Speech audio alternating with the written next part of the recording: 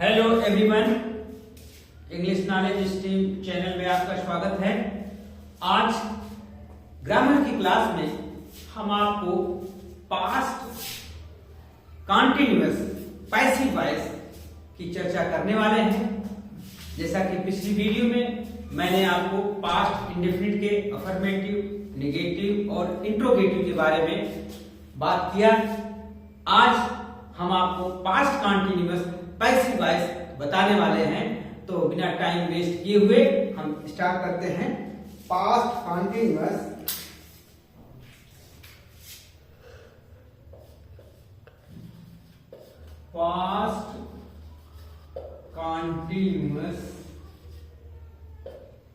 Tense passive voice.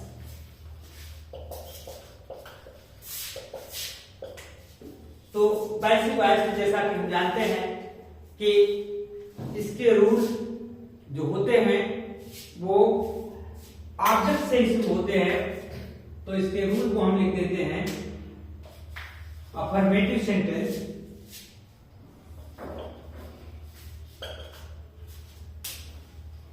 Affirmative sentence.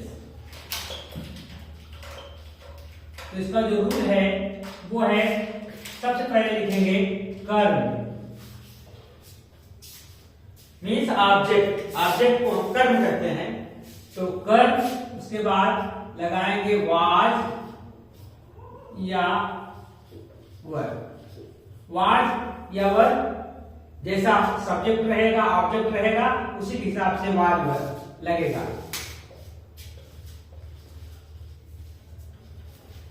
उसके बाद इसमें ऐड कर देंगे being.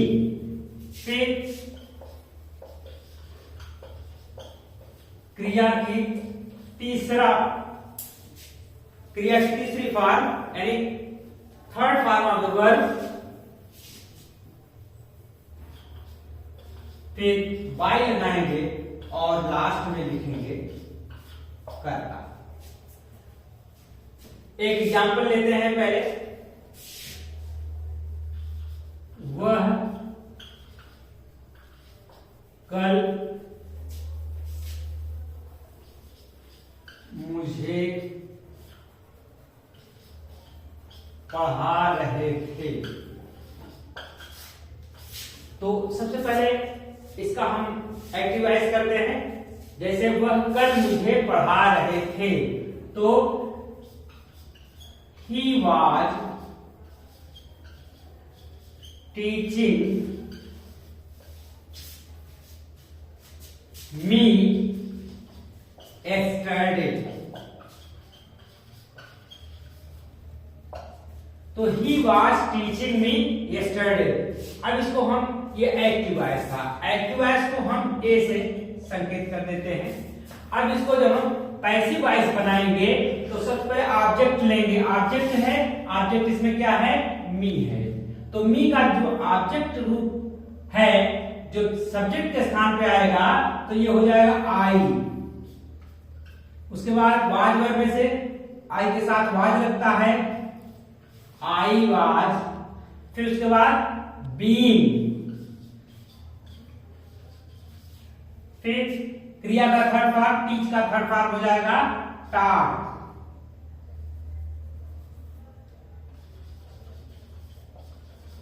I was being taught yesterday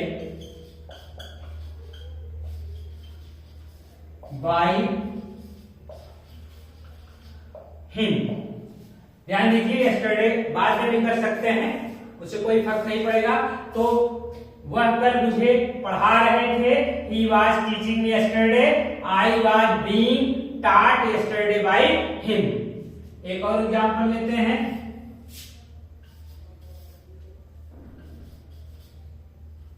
हम लोग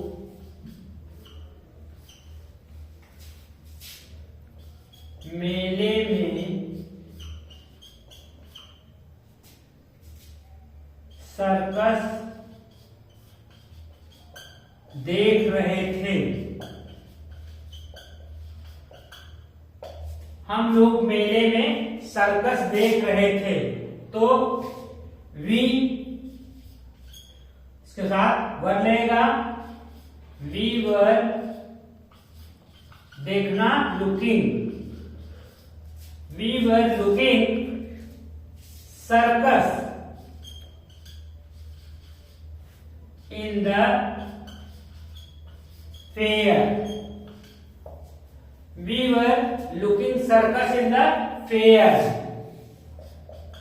अब इसको हम ये एक्टिव रहा, इसको पैसिव बनाएंगे जब, तो ठीक वही रूल फॉलो करेंगे। जैसे सबसे पहले क्या लिखेंगे, ऑब्जेक्ट, ऑब्जेक्ट इसमें क्या है, circus, circus was singular number है तो वाज हो जाएगा, वाज, फिर बीइंग, फिर लुक का third form looked, by us in the fair या in the fair by us, we का अस हो जाएगा और ये आपका पैसिव हो गया। तो आप यहां ध्यान दीजिए कि जब हम लिखेंगे सबसे पहले ऑब्जेक्ट लिखेंगे, उसके बाद अकॉर्डिंग टू रूल अगर सिंगुलर है तो वाज रहेगा, प्लूरल रहेगा तो वर रहेगा। यह मैंने एक्टिव वॉइस पढ़ाते समय, टेंस पढ़ाते समय आपको अच्छी तरह से मैंने इसको बताया है। तो उसके बाद बीइंग लगाएंगे, फिर वर्ब की थर्ड फॉर्म लगाएंगे, फिर बाय लगाएंगे और सब्जेक्ट लिखेंगे। सब्जेक्ट का रूप जो रहेगा वो लिखेंगे, आई है तो बी हो जाएगा, बी है तो आई हो जाएगा। जैसा कि शुरू में मैंने in the beginning I had told you about this rule, तो आप इसको अच्छी तरीके से नोट कर लीजिए। फिर हम आपको अगला नियम इसका निगेटिव बताते हैं और हम समझते हैं, आशा करते हैं कि आप जो है इसको समझ गए होंगे। हम इसको इरेज करते हैं, आप लोग स्क्रीन शॉट ले लीजिए। तो आपको मैंने अफर्मेटिव रूल बताया, अब आपको हम इसी का निगेटिव बताते हैं। Past continuous negative, negative sentence, negative sentence का रूल, इसमें कुछ नहीं करना है आपको, बस इसमें नॉट जोड़ देना है। जैसे इसका रूल है, कर्म लिखेंगे, फिर वाज ऑब्लिक वर लिखेंगे, फिर उसके बाद नॉट लगाएंगे, फिर बीइंग और वर्ब की थर्ड फॉर्म यानी क्रिया का तीसरा रूप, फिर बाई, फिर उसके बाद कर्ता। ध्यान दीजिए, जो अदर वर्ड्स आएंगे वो वर्ब के थर्ड फॉर्म के बाद जुड़ जाएंगे, तो उसमें आपको बहुत ज्यादा घबराने की बात नहीं है, सेंटेंस बड़े हो जाएंगे। मैं सिंपल सेंटेंस आपको बता रहा हूं ताकि जो बिगिनर्स हैं बहुत आसानी से इसको समझ सके और अच्छे से इसको उनको जानकारी हो जाए। अब जैसे वे गांव में मैच नहीं खेल रहे थे, वे गांव में मैच नहीं खेल रहे थे। इसका हम एक्टिव वॉइस पहले करेंगे, तो they were not playing match in the village.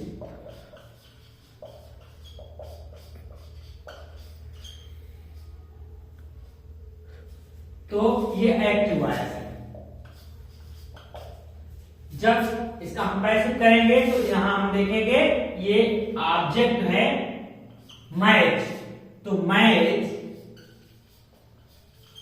Singular number है तो वाज हो जाएगा, मैच वाज, फिर नॉट लगाएंगे, नॉट, फिर बीइंग लगा देंगे,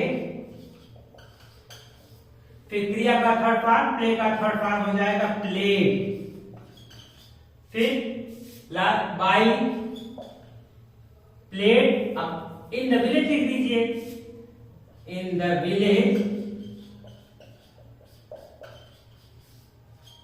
बाई, अब देखा देम हो जाएगा, बाई देम। एक उदाहरण और लेते हैं।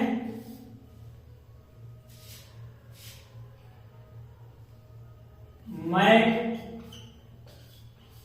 तुम्हें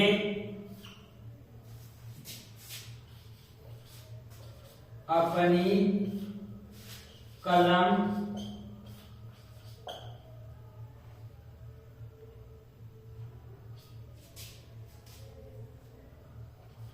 नहीं दे रहा था। मैं तुम्हें अपनी कलम नहीं दे रहा था, तो I was not giving you my pen.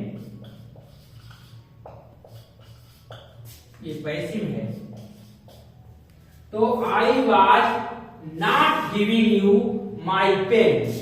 अब इसको जब हम पैसिव में बनाएंगे तो ऑब्जेक्ट क्या है इसमें, पेन, माई पेन। तो my pen was not being given to you by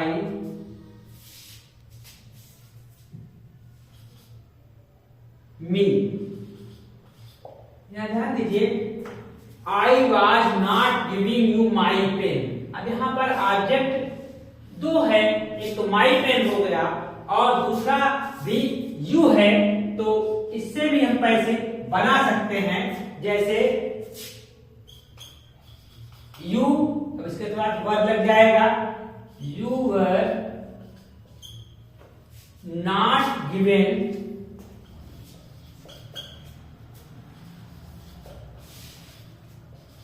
my pen, you were not given my pen by me. तो